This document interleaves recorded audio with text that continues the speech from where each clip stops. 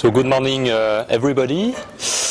First, thanks for Francesco again. It's my second time here for providing this very friendly and nice atmosphere. And I could see from yesterday evening that we will not starve, at least while being in Arpino.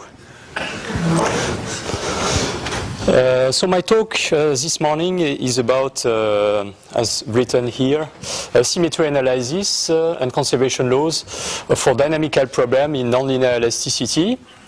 So as you know, we face boundary value problems which are strongly nonlinear, so it's very difficult to find, of course, closed form solutions, but even sometimes numerical solutions.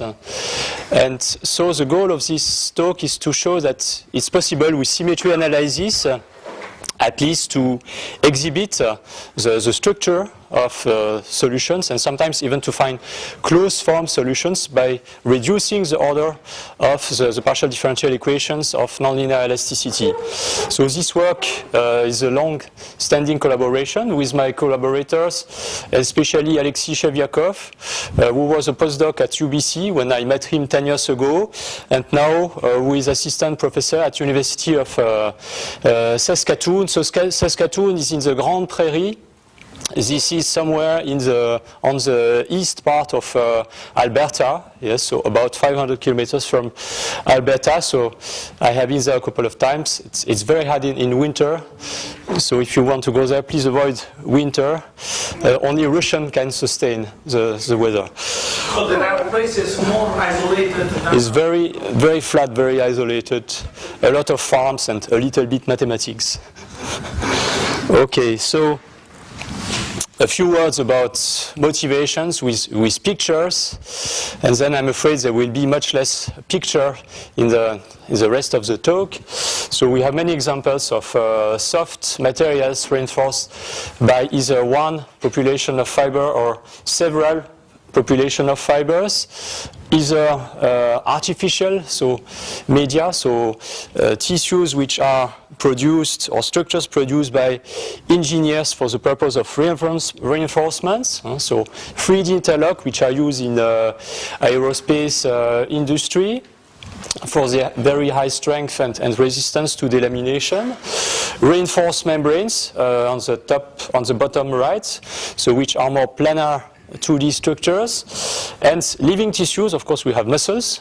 So, as you know, if you go to the butcher, you will see these typical structures which has a multi-scale feature, tendons, which is relatively similar in physiology, and arteries. And arteries typically have two population of fibers with well-defined angles, as you know, probably from the papers of Holzapfel and co-workers. And all those structures and tissues, of course, due to the presence of fibers, are prone to anisotropy. This anisotropy will change because we are in nonlinear elasticity. So these structures are also prone to large strains. And this is the reason why we end up with complicated boundary value problems in nonlinear elasticity. So what is the interest of symmetry method? So the reason I asked Francesco for a longer talk is that I do not want to jump directly into research-oriented presentation and results. So I want to introduce all the backgrounds because you may not be familiar with it. So the many solution techniques to get exact solution of ODEs. So ODE means ordinary differential equations, and PDEs means partial differential equations, are in fact directly related to symmetry properties of those equations. So if you consider all the many of the techniques, I list some of them: superposition principles, integral transform, solution with separated variables, reduction of order, Green's function techniques, traveling wave solutions. They are more or less related to similarity methods. So why is it interesting also to compute the symmetries? Because we can reach invariance properties of the governing equations. It also provides a systematic framework to study invariance properties of differential equations with respect to continuous groups, but also discrete groups. So continuous groups means Lie groups. So Lie, Sophus Lie, was the main proponent of these techniques in which you study the invariance of differential equations with respect to a continuous transformation of independent and dependent variables. For instance, the traveling wave solution, which you know, is validated by the invariance on a space-time translation. And here we exhibit this traveling wave coordinate which combine space and time. So this x1, so x1 is the direction of wave propagation, minus st, so s is wave velocity, and t is time, of course. A specific case is for PD system which admit a variational formulation. So there is a Lagrangian. It is known that there is an equivalence of local conservation laws and variational symmetries, and this is encapsulated into Noether's theorem. So you probably know this relation in Noether's theorem, but Noether's theorem is in fact not the preferred way to construct conservation laws. There is a method called the direct method, which works for any symmetry which is not related to a conservation law. Okay, so this is about motivation, so the outline.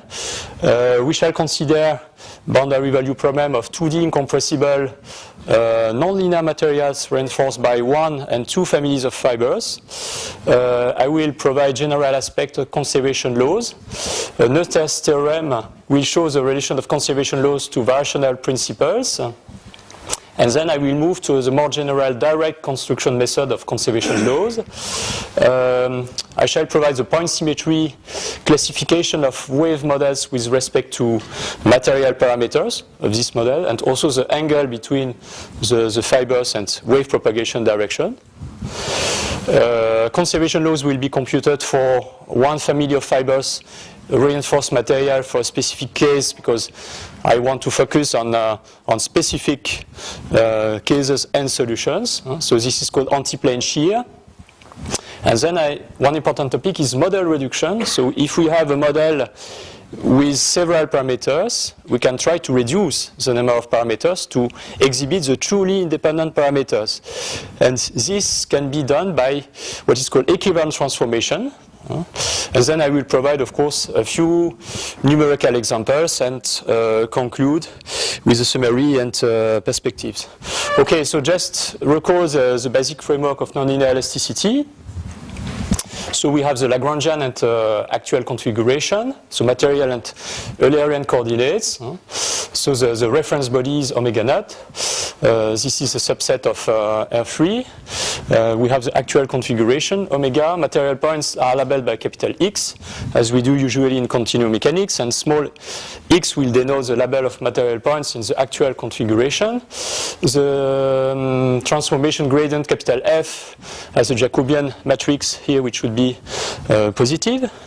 In the material picture, we have now the statics, so boundary forces in the Eulerian configuration. So sigma is Cauchy stress, T is traction vector. This has a counterpart in the Lagrangian configuration, so a capital P, a nominal stress. P is first Piola-Kirchhoff tensor, and we have the two densities which are related due to the continuity equation. So this is standard. Equation of motion. So here with a capital P, so here we have to use the Lagrangian divergence of the nominal stress. We have P is the pressure for incompressible media, and this is a conservation of linear momentum for the nominal stress, which expresses the fact that the two tensors P and F are coaxial. So we use an additive split of the strain energy density into the isochoric part, which describes the behavior of the matrix. So the matrix is isotropic. We choose a Money-Rivlin constitutive model, but any more general model, of course, would work as well, provided we are able to identify the inherent parameters. So we have here the two invariants of the left Cauchy-Green tensor B, so I1 and I2, and with two material parameters A and B.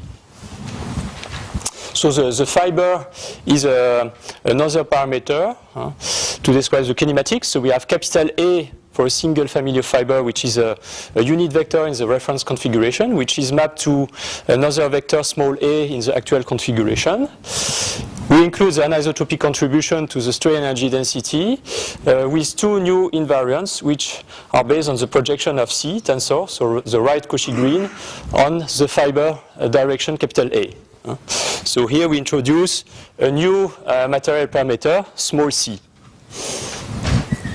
Okay, so I will consider in this talk motion transverse to a plane. So the plane is x1, x2 in the reference configuration, and the motion is described as a displacement g, which will depend on coordinates x1 and x2. So it's wave propagation in the plane x1, x2. The fiber family is parameterized by gamma. So you see the vector capital A, which is living in the x1, x3 plane with angle gamma relative to the x1 direction. And here you have an example of the motion when you solve the dynamical equations. So you have a motion here which is vertical, perpendicular to the x1, x2 plane in the actual configuration. So this problem, but any other problem in nonlinear elasticity, is strongly nonlinear, of course, and very difficult to solve. So this is one of the reasons to use similarity methods in order to try to reduce the complexity using this technique. So I will give a small reminder of symmetries of differential equations. So ODE, PDE. So we have a general differential equation system. So capital R sigma. So sigma is a label for the number of differential equations. X is denotes the independent variable like space and time, and U is a vector of dependent variables. So we have the set of equations, and then we consider a Lie group of point transformations, so we transform the dependent and independent variables x and u with the parameter a into a new variables x star and u star. And we say that this group of point transformation is a point symmetry of the differential system if the equation remains the same in the new set of variables. Okay? So it's a mapping, in fact, from the set of independent and dependent variables which live on a certain surface or hypersurface on the same hypersurface. So what you do is to move the point on this hypersurface to another point, but which is also a solution of the same differential equation. So here it's enough to do a small perturbation when parameter A is small. So here xi and eta are just components of the infinitesimal generator of the Lie group. So the goal is to compute symmetries by evaluating the infinitesimal generator, and then if this is possible, we can reconstitute the whole group by exponentiation technique. So let's give an example. So the scaling of Korteweg-de Vries equation, so this equation in time and space in 1D. So this is a scaling with parameter alpha, which leaves the equation invariant in the rescaled variables. So this is typically a symmetry of KdV equation. So the geometrical picture of this in 1D, to make it simple, so you have this expansion versus small parameter A. Here, a solution U as a function of x. So we map this point, xu, to the new point here by this vector. So we do a shift of the solution into a new solution in the plane. What we do in the calculus of variation is to keep the variable x fixed, and we change the field usually. But here, we can change both the independent variable and the field. So for instance, if you are doing configurational mechanics, you change the domain, which means that you make a translation in capital X, and then this is a way to compute Eshelby stress. So basically, these Lie symmetry techniques show you how to get conservation laws involving Eshelby stress, but other stresses resulting from other symmetries. So it is convenient anyway to try to keep the X variable fixed, and this is what is done in this form of the component of the vector field, which is called evolutionary form. So it is eta, so the u component, minus du over dx times the x component. And in this way, you are just doing a vertical variation of the field. Okay, so what are applications in the broad sense? Solution methods for linear differential equations do not apply, of course, to nonlinear differential equations. So symmetry analysis provides a general and relatively systematic framework which is supposed to lead to novel results. Numerical solutions, they could work, but sometimes they are very time consuming. Symmetry for ODEs can give sometimes complete integration, but at least reduction of order. And as I said previously, all known methods for specific classes of ODEs are in fact a consequence of symmetries. So symmetries for PDEs now can lead to exact symmetry invariant. So symmetry invariant means self-similar solutions. Maybe you are more familiar with a similarity method of what a self-similar solution is. And it can transform solution into new solutions. So there is the ability potentially to produce new solution of boundary value problems. It can lead sometimes to linearization, so which is very nice. And also it leads to the so-called symplectic methods, so methods, numerical methods that will preserve some conservation laws. So this was developed, for instance, by Marsden and Ortiz also in the framework of nonlinear continuum mechanics in the recent work period. Okay, so about computation aspects. Lie point symmetries can be computed systematically for any differential equation. So it was probably difficult 20 years ago. So you find whole textbook, for instance, by Ibragimov. You have this textbook in 2 free volumes with a classification of many thousands of differential equations with their symmetries. Nowadays, it's more easy because we have softwares and people have invested some time to develop softwares either in Mathematica and in Maple, and I will give you some reference to some package you can use freely, in fact. It can be used in many fields, of course, fluid mechanics, solid mechanics, in biology, meteorology. The community is not so big. I cannot give an estimate, probably less than 50 people who spend their time, I would say, their activity in this symmetry analysis. Okay, so let's consider now the same problem as before. So the motion transverse to a plane. I make it a little bit more general in the sense that now the displacement is allowed to vary as a function of x1 and x2. And before it was only a function of x1. So the material is here reinforced by just one fiber. To start with simple things, but you see it's not so simple. So these are the two equations of motion, PDEs, and we search Lie groups of point transformation satisfied by these two PDEs. So into this form here. So we transform time, we transform the reference coordinate, and also the displacement versus epsilon, which is the group parameter. So we search for infinitesimal generators of the Lie algebra. So the first task is to compute the Lie algebra. which has a certain structure. And here you have the computed symmetries. So this is done with a package called GEM, which is developed by Alexei Chevyakov in Saskatoon. So you see in this table Y1 and Y4 as space and time translation. You have the Galilean group, so this one here, Galilean group in the direction of displacement.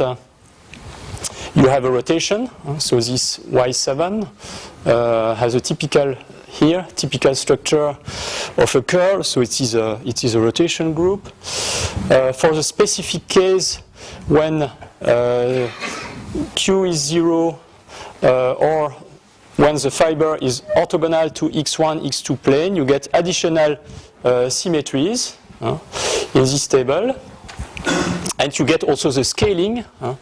So Y8 in this table is a scaling. So when you have a variable and the same variable, which is the vector field along the flow, this is typical of scaling.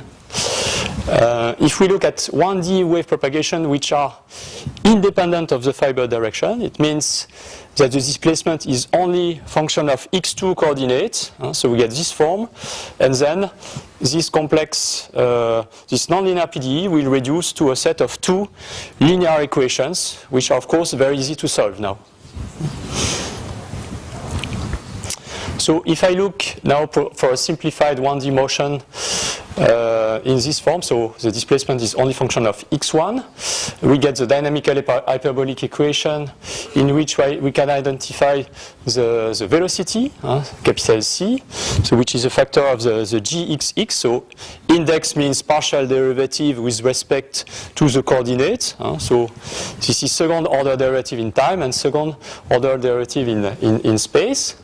The pressure can be integrated in closed form, of course, assuming that we can compute the G function, so the displacement. And so we look here for Lie point symmetries in this form, and we get this table of symmetries. It's interesting to look at the condition for which the system will lose its hyperbolic nature, and so this occurs if the coefficient of gxx, so this C coefficient, will vanish. And this can happen in different situations. So we get a necessary condition, which is in fact given here with these two inequalities. But these are only necessary conditions. We'll see they are not sufficient for loss of hyperbolicity to occur. So if we take data from the literature, from Holzapfel, we can identify a set of material parameters typical of the rabbit artery. And if we compute, in fact, this parameter alpha and beta, we can see that the model remains hyperbolic for this specific situation.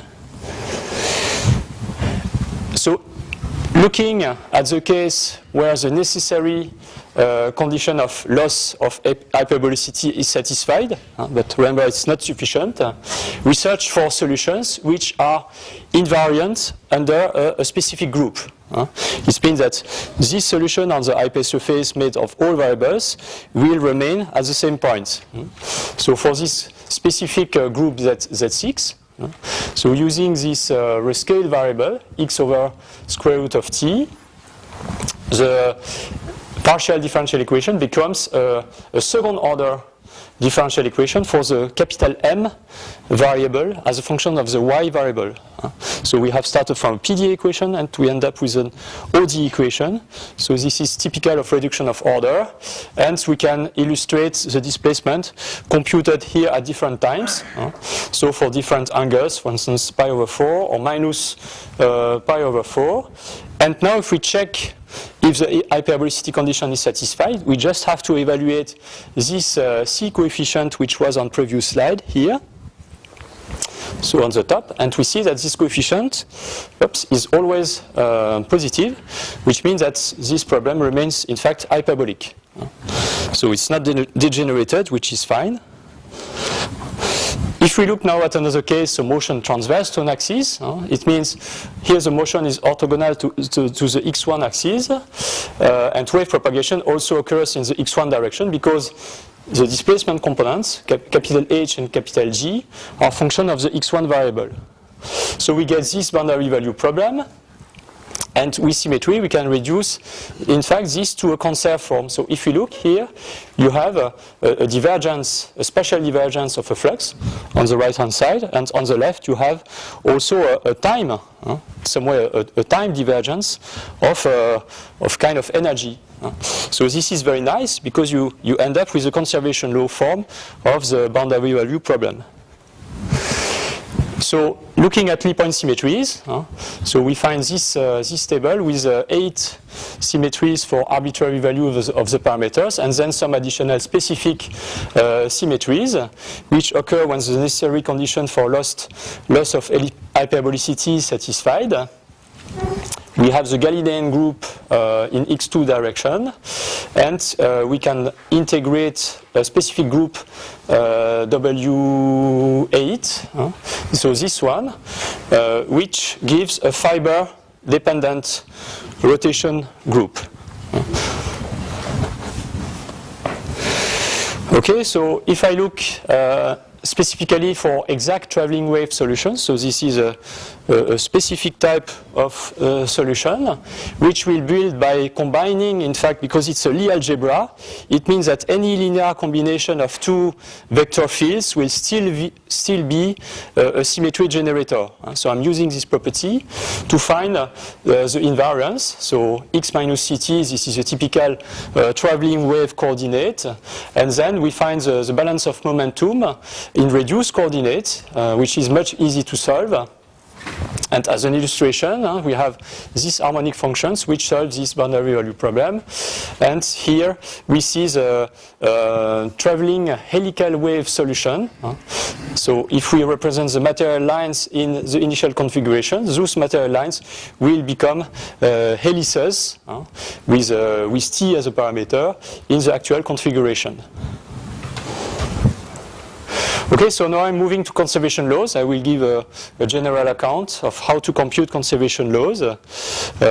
So starting either from a variational formulation, yes?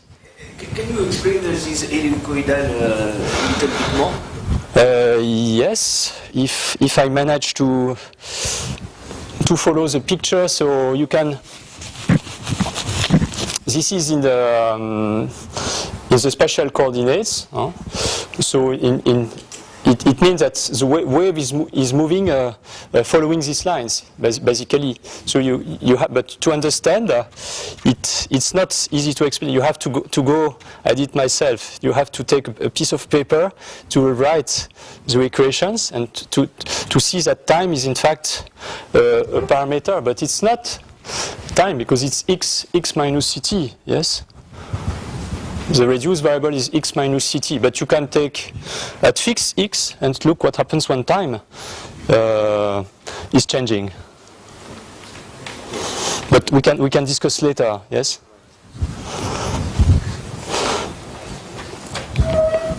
Okay, so conservation law. What is it? So just introduce a few definitions to start. So we have the classification into independent variables, space, time, and dependent variables, so the fields, which of course depend on the independent variables. For partial derivatives, it's customary to introduce this notation here. So all the set of all first order partial derivative is denoted like this. And now the set of all partial derivatives up to order p is denoted like this. So this is some shortcut. Now what is a differential equation? It is just an algebraic equation on the components of those vectors. So x, and these vectors are introduced before. And a differential function is an expression that involves both independent and dependent variable and derivatives of dependent variables up to some order p. So this is a general definition or general system of notation which is convenient. the total derivative of a differential function. This is computed using the basic chain rule. For instance, in 2D, u is a function of x, y, g is a function of x, y, u, and ux, and then the total derivative of g with respect to x is, of course, the sum of the three terms which are here, because you have to take into account all occurrences of x, explicit and implicit. It's like material derivative in continuum mechanics. So nothing special. Now a local conservation law is a divergence expression of a certain function of the field which vanishes identically. But be careful, because it could be divergence with respect to time and space, so not only space, because space-time should be considered as a whole.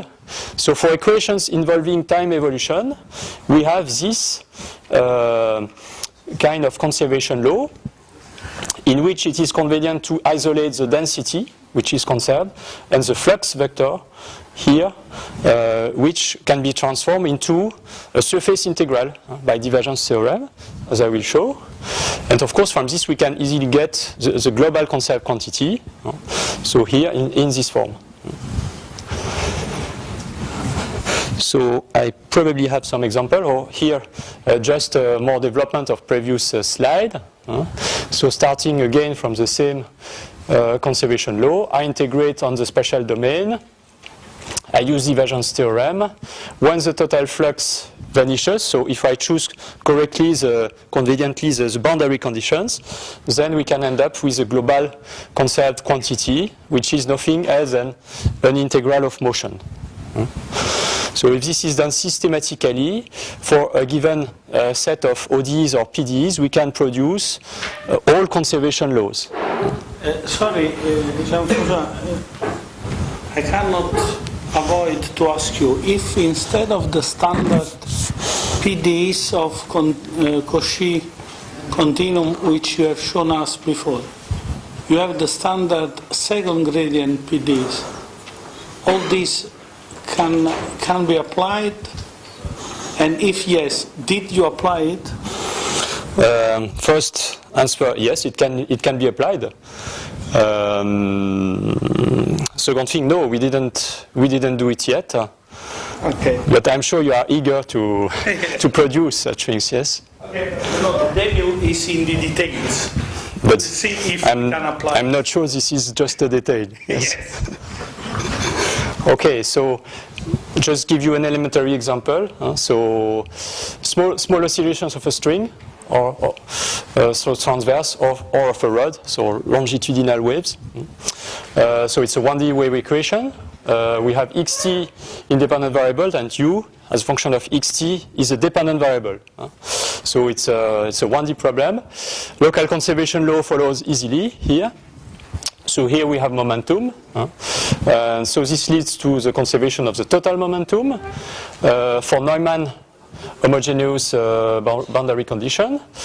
And here we have the local conservation of energy as a second conservation law. So if we choose the boundary condition suitably, then we end up with conservation of energy in global form for any kind of homogeneous boundary conditions. Okay, so application of conservation laws, of course, is to find constant of motion, also to reduce the order of the PDEs, so to integrate the system of equation. It can be applied to find constant of motion, also to incorporate differential constraints when you have, well, incompressibility can be done. I will not show it, but we have, in fact, accounted for incompressibility condition as a conservation law form, or divergence-free irrotational fields. It also leads to results as to existence, uniqueness, or stability. If you find an infinite number of conservation laws, this may be a sign of complete linearization. So it is known that a linear system admits an infinite number of conservation laws or symmetries.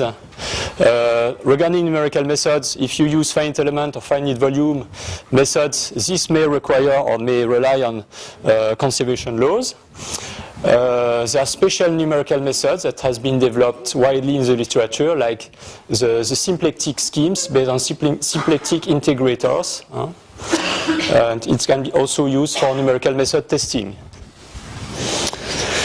Okay, so trivial conservation law is something which is not so interesting. So there are two types, at least. So a trivial local conservation law is a zero divergence expression that does not have a physical meaning.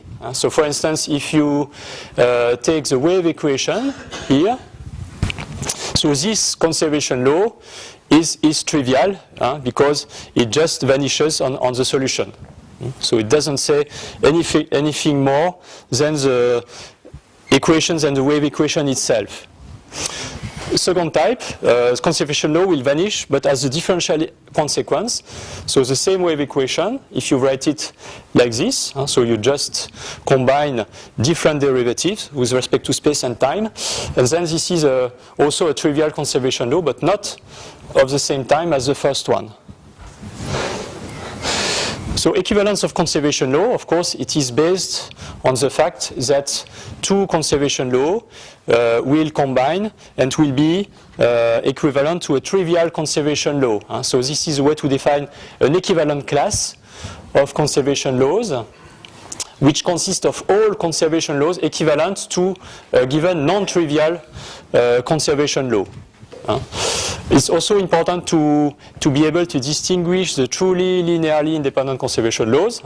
So we form linear expression, linear combination of a certain number of conservation laws, and we check if all coefficients can be non-zero here, or if not, they are then not equivalent.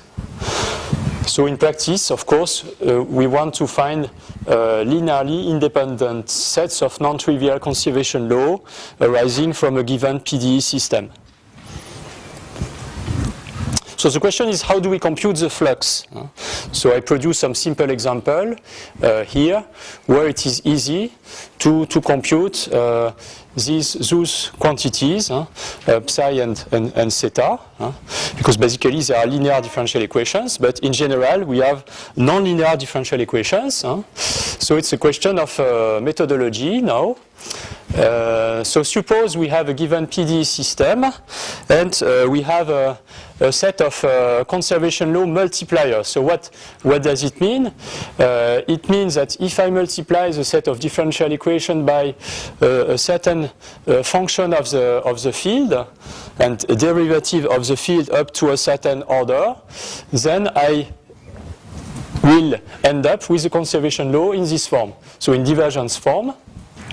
And if this is possible, the question is, how do we compute the multipliers as the first task, and then how do we compute the flux? So capital phi. So the methods we can use, they are different. There is a direct method I will present. Homotopy, so homotopy in different versions is an integral which is some relatively complicated to compute, to evaluate analytically. We can also rely on scaling symmetry. So scaling symmetry is also useful to compute conservation laws. So conservation laws, as a specific case, can arise from variational principle. So what is a variational principle? It means that there is an action integral built from a Lagrangian density, capital L, function of the independent and dependent variables. And if, of course, I take the variation of the field, the capital U, expressed in terms of a scalar parameter epsilon, because it's easier to take derivative with respect to a scalar than with respect to a vector field, then the action is stationary at first order to epsilon. So computing the variation of the Lagrangian, we end up with epsilon times a combination of the Euler operator. So Euler operator is a differential operator acting on the Lagrangian, which is computed here in full generality, plus some divergence-like expression. So this is a general structure which allows to compute the field equation from the Lagrangian, as you know. So the simple example of the harmonic oscillator will illustrate this. So capital A is just the difference between kinetic energy and potential energy. X is a function of t, and then we end up with this dynamical equation of motion where omega is the frequency of the system. So we can consider the wave equation, which is very close, but now we have a field which depends on space and time, so small u, and then we produce, of course, the wave equation by applying the Euler operator to the Lagrangian. So for non-dissipative systems, we may find a variational formulation, but the majority of PDE systems, they do not have a variational formulation, especially dissipative systems. And a theorem says that a PDE systems follows from, so it has a variational principle as it stands. It means without transforming this into a new system, because there are techniques, sometimes trick, to transform a boundary value problem into a new one. If and only if the linearization operator is self-adjoint. So you have to compute the linearization operator and to check whether it is self-adjoint or not. I will show you some examples. For a single PDE, we should have only even order derivatives. So if you have viscosity, for instance, for this 1D rod, then you will have a term proportional to the velocity, which is odd order, which makes the system non-variational, of course, unless you use a trick. And sometimes the system has to be written in a right way. I will show you. And in fact, there is still no systematic way to decide or to check whether a system is variational or not. Okay, so let's consider some example. So first, a definition: a differential system. So capital R of U is variational when its equation are the Euler equation of some variational principle. So we can write R as a function of U is a Euler operator acting on some Lagrangian function of the field. This is a definition. So for instance, the wave equation. So this is a Lagrangian, difference of kinetic energy, potential energy. Euler operator is this one. So here we have only first order derivatives of the field. So this defines the form, the expansion of the Euler operator. And of course you get the wave equation, EUL equals 0 by this procedure. Okay, so a number of non-dissipative systems may have a variational formulation, but we have to check self-adjointness. One difficulty is that the self-adjointness condition is in fact coordinate dependent, so it depends on the way, in fact, you write the system of equations. Contrary to conservation law, conservation laws which are intrinsic to the problem itself. It is still an open problem to determine whether a certain system comes from a variational formulation. You can, in fact, build what is called pseudo-Lagrangians by appending to the initial boundary value problem when it is not self-adjoint, the adjoint of the system. So this trick is done, for instance, for the heat equation. We'll show it to you soon. So how do we construct the Lagrangian? We have a given PDE or system of PDEs. We have first to build a linearized system by computing the Fresher derivative in the direction v of the perturbation of the solution small u. And then you have to build the adjoint linearized system, which is done by integration by part. So from capital L, which is the linearized operator, you build L star, which is an adjoint linearized operator, up to some divergence term. And now the system R of U is self-adjoint if L is equal to L star, of course. And then there is a homotopy formula for the Lagrangian, but which I do not recommend, but because usually you cannot compute practically the Lagrangian. So it is based on this integral with lambda, the integration variable between 0 and 1. So first example, the wave equation. Of course, it is already linear. So you directly get the capital L. And it is self-adjoint. So this is just the results at the end of the line. So L is L star. So the problem is self-adjoint. And this is a Lagrangian that we already computed before. The second example, the heat equation. So now we have an odd derivative in time. So we expect that there is no variational formulation for this, which is the fact. So it's not self-adjoint. But the trick is to append the adjoint equation. So this is done, for instance, by Anthony in Paderborn. And it is not physical because you go back in time to the source of heat. So this is a Lagrangian now, but which depend on two variables. So the price to pay is that you double the number of variables and one field satisfies the adjoint equation.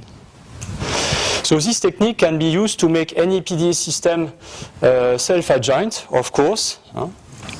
But it will not satisfy people in physics, for sure. So Korteweg de Vries case example to illustrate. So this is odd order, not self-adjoint. But if we make a differential substitution, so if I replace the variable u by qx, it becomes a self-adjoint problem for which we can compute the Lagrangian. So it is not easy to decide whether a PDE system follows from a variational principle. But the work of Neusser, especially the first Neusser theorem, which is a global theorem for relating symmetries and conservation laws, gives us a tool to assess whether there is a variational formulation or not. And this is based on the comparison between local variational symmetries and local conservation laws, as I will show you. So what is a variational symmetry? It is a point transformation, as before, of x and u of the system of equation, which preserves the action. So g, which is the integral of the Lagrangian. So if I take the scaling of the wave equation, so this scaling, so I keep x and t fixed, but I scale the displacement by 1 over alpha. This is not a variational symmetry because the action is not invariant. So you may say, okay, Euler equations are the same, but stricto sensu, we do not satisfy the general definition. Okay, so Noether's theorem says that if we have a variational symmetry, as stated before, for this PDE system, then there is a conservation law in this form, which can be formed by multiplying the system of equations by some multipliers. And these multipliers, now it's the next problem to compute them.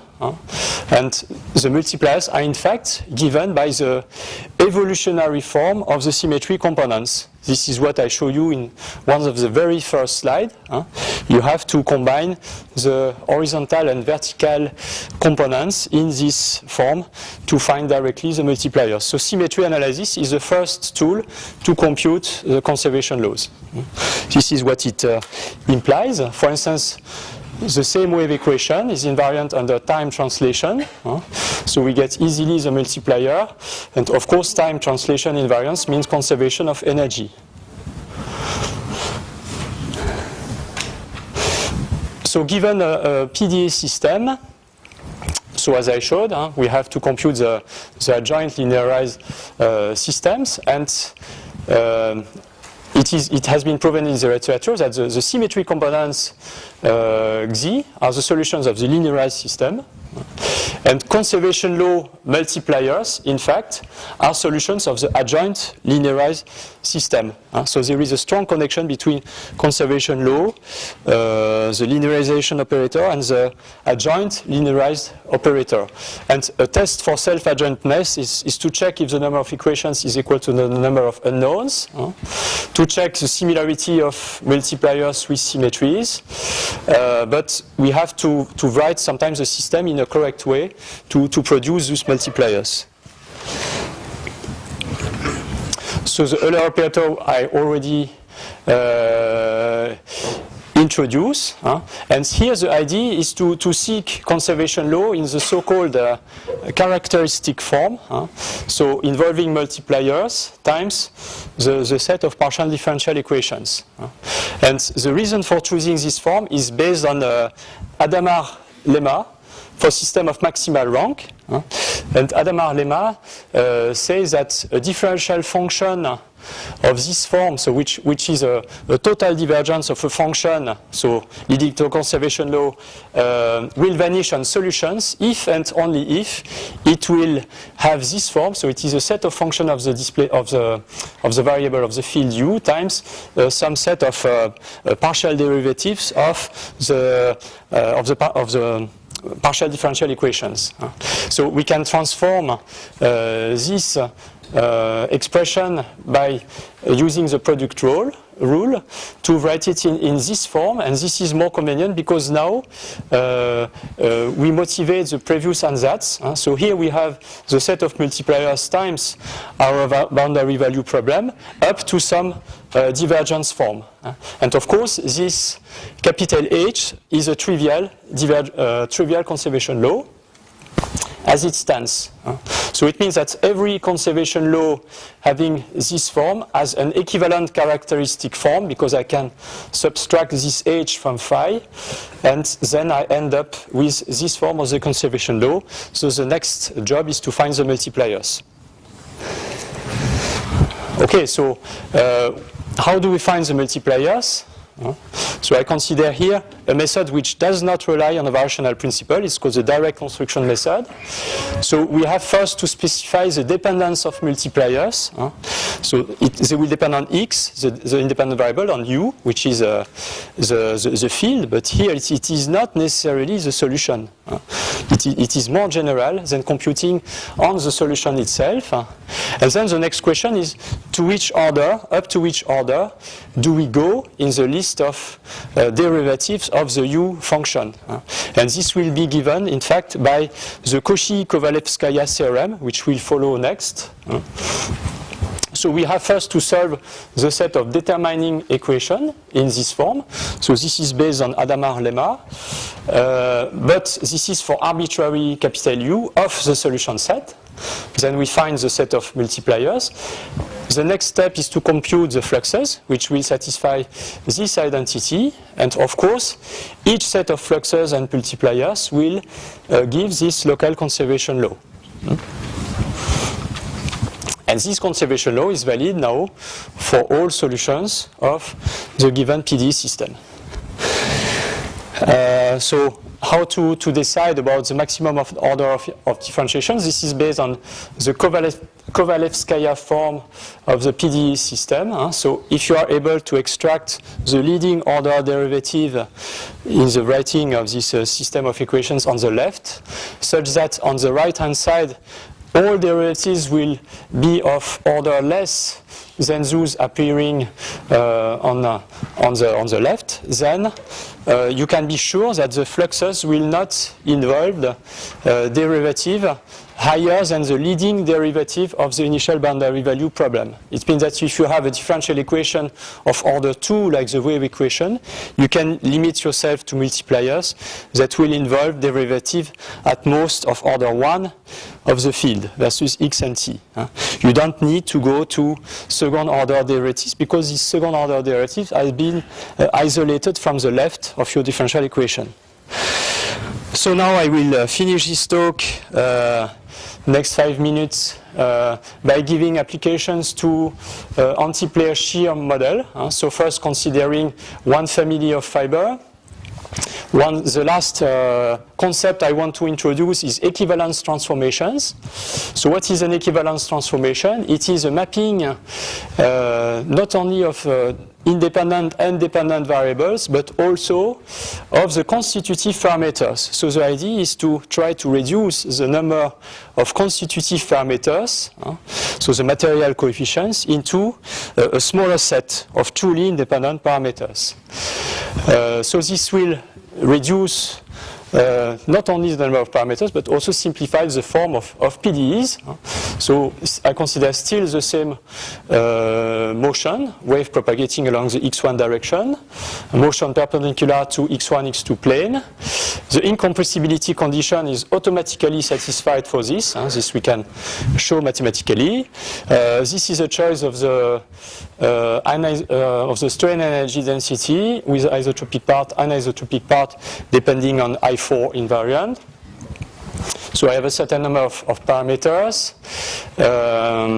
So we can show that using this point transformation, so we scale x, t, like this, and also the displacement itself, we end up now with a differential equation which only involves one parameter. And this parameter is even plus, it's plus or minus 1, depending on the sign of alpha. So it could be in some cases that you end up with a boundary value problem which has no more parameters. Okay. For this problem, there is a variational formulation. This is the Lagrangian density, and we end up with the following conservation laws. So we have Eulerian spatial translation symmetry, the first one.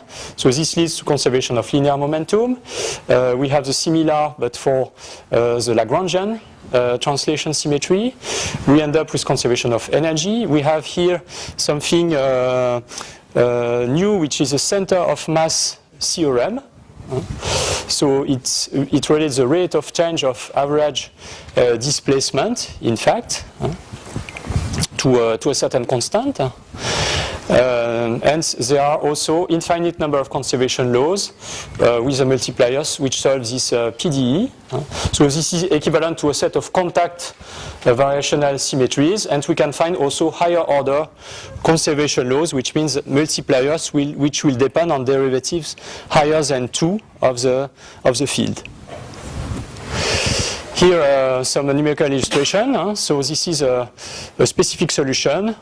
So this capital G with this initial condition, so will be like a nonlinear D'Alembert-like left and right traveling wave solution, which is represented here at different times with data extracted from OZAPFL for rabbit carotid artery.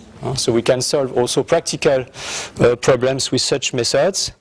And if I use this equivalence transformation for antiplane shear model, we get three equivalence transformations. One is a scaling. We have shifts in the tangent of the fiber angle. And especially for this choice, we get, in fact, a reduced PDE here, which involves only 2 parameters and which is much easier to solve than the original PDE. So last thing is to consider 2 fibers, A1 and A2. So it means that we have now to include more pseudo invariance into the strain energy density with these 2 interaction invariants. So we take this specific form of the strain energy density with additional parameters. Then we get from the momentum equation, we get the pressure. We have the x3 component of the wave equation, which involves parameters A, B, and C here. And we can reduce it, in fact, by this transformation of the variables to a simpler differential equation with only one independent material coefficient. So we reduce from 3 to 1 coefficients. And we can check that the problem remains hyperbolic in this situation. And here is some numerical situation, again for rabbit carotid artery parameters. So here we have material lines, and the fibers are pictured in blue and red in the reference configuration, and on the right you see the deformed configuration at a specific time because the wave has propagated within the network. Okay, and finally, to conclude, so the message is that symmetry classification and symmetry analysis is a powerful tool to exhibit the invariant properties of boundary value problems governed by complex differential equations, ODEs or PDEs. It can lead to reduce the order of integration. Sometimes we can get closed form solutions. We can produce conservation laws, which is also important. It also has an impact when we try to solve numerically those problems. They can be obtained systematically from the direct construction method, which is more general compared to Nusselt's theorem. And of course, there remains much to do, and specifically to consider hyperviscoelastic models. So to include viscosity of the matrix. And I think there was also the possibility to reduce the model, so all this activity in model reduction based on equivalence transformations, as I showed through some examples. So thanks for your patience and attention.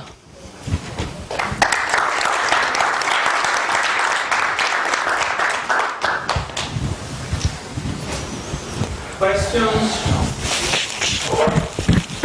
Simple question. When you said that we reduced the number from 3 to 1, I didn't get the idea of why to 1. Or how is there a rule? Yes. There is no magic, because the hidden parameters, of course, they should be there, and in fact they are in the rescaling of the variables. So here you see. So if I hide this, you will think that some parameters are somewhere, they disappeared, but in fact they are in the scaling of variables. So what you have to do once you get the solution is to go back to the initial physical variables, and then of course you will get the influence of all parameters, but those parameters will be combined due to the scaling. Okay. So at the beginning you fixed the Mundell-Riemann equation of state, some generalized equation of state, and find the groups equipped by this system. Did you try to do group classification? You take just general equation of state, and then for some equations of state you have additional group theory. We did right. We did this because in fact it's not easy. Right, I agree with you. We did the group classification according to the form, yes, of the equations, and we have constitutive parameters, and we did it. I didn't show it. We did it when we started this activity. Yes, sure. Also, if you change the coordinates, I mean, you can find point symmetries in Lagrangian coordinates, but they could be different in Euler coordinates. Yes, they are different. They are different, and in fact, it is possible to construct something which is more general than the Lagrangian and Eulerian picture if you build these non-local symmetries. Yeah, you know from the work of George Bluman. Yes. Also, you underestimated surely the number of people doing group analysis of differential equations. Probably. 50. Even in Novosibirsk you can find easily 50. Godunov.